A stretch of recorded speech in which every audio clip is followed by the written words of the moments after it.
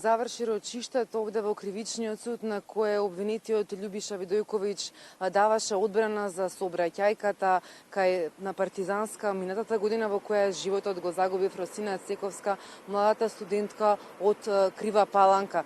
Тој рече дека никогаш нема да го заборави овој трагичен 3 април 2015 кога се случи сообраќајката и го раскажа хронолошки тоа попладне. Рече дека после работа со неколкумина пријатели биле во лептокарија на ручек, каде што испил неколку раки.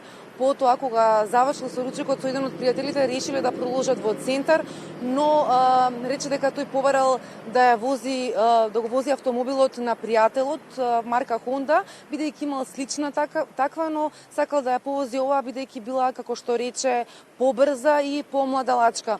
Како што раскажа на семафорите на крстосницата Партизанска со Рузвелтова, кога тргнал, забележал дека надоле по Партизанска кон универзалната и следните семафори веќе има зелен бран, а токму на крстосницата, односно на семафорите кај универзалната сала, забележал дека нема пешаци на преминот, на пешачкиот премин, туку само кај жардинерите во средината на булеварот.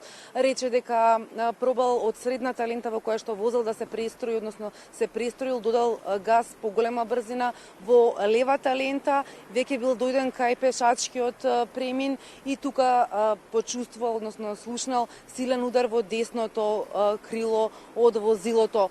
Не застанал, продолжил, но волер, како што рече, бил менувачот, забележал дека неговиот совозач, другарот, чие што е возилото, имал крв на лицето и исто така забележал дека предната ветробранско стакло и задното стакло се искршени, пошто го прашал пријателот дали е добар, сакал да го однесе, како што рече, да го однесе во болница, а потоа да се врати на местото на несреќата. Пријателот му кажал дека се чувствува подобро и дека направиле подобра, поголема белја и му препорачал да се пријави да одат во полициска станица, пошто од Партизанска продолжиле кон Теодоси Гологанов преку Козле, отишле во Гујорче, го оставиле автомобилот во дворот на неговиот пријател и пеш отишле во полициската станица да се пријават. Исто така, обвинетиот прочита едно писмо од кое што рече дека долго време го мислел, сакал лично да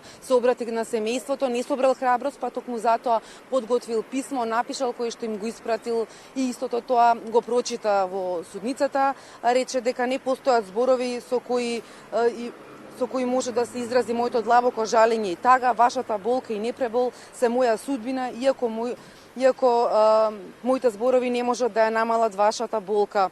Додека го читаше ова писмо, можеше да се забележи дека ги брише солзите од неговото лице, но сепак најемотивна беше мајката на Фросина, која што не можеше да сопре со солзите. На крајот, кога заврши, и таткото на Фросина го праша дали е тоа искрено и дали сам го пишувал. По судењето, по рочиштето денеска даде и изјава овде пред судот. Како што реков од почетокот, обвинетиот е јако сомнителен човек. Прв пат не сакаше да даде никаква изјава, а сега се предомисли и во неговите изјави има голема разлика. Еден пат збори едно, а потоа друго. Сметате ли дека се искрени зборови што ги прочитавате? Се уште не веруваме и се уште мислиме дека не е тој. Обвинетиот Видојковиќ одговара за 2 кривични дела: загрозување на безбедноста на сообраќајот, но исто така и за неукажување помош при сообраќајка.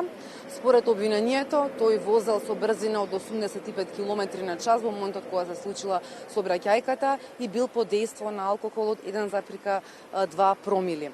Судењето продолжува, може да се каже дека е при крај доказната постапка, пошто ќе има и завршни зборови и пресуда. Има табела според која што судијата определува дали колкава казна може да следува за одреден обвинет според законот за одмерување на казната. Олеснителна околност кај овој обвинет е тоа што, како што кажи на самото судење на прашање на неговиот адвокат, е дека досега не било судуван, ниту пак некогаш бил во судница, ниту пак имал некаков друг сообраќаен прекршок, така што тоа е за него олеснителна околност, но сепак се две кривични дела, па останува да видиме како ќе процени, што ќе оцени судијата со оглед на тоа дека станува збор за трагична сообраќајна незгода, каде што има трагични последици, односно има смрт.